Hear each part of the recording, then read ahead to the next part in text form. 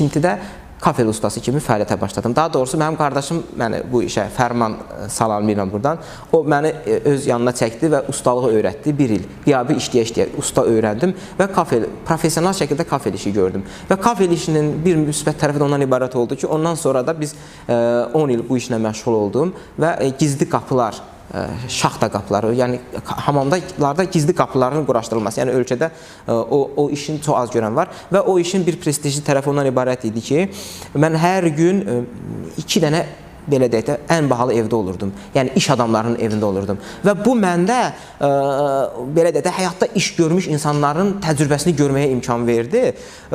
Eyni zamanda da ki, uğurlu insanlarla, 5 nəfərlə söhbət edirsən, 6-cı nəfər sən olursan və ətrafında olduğu insanların ortalamasısan.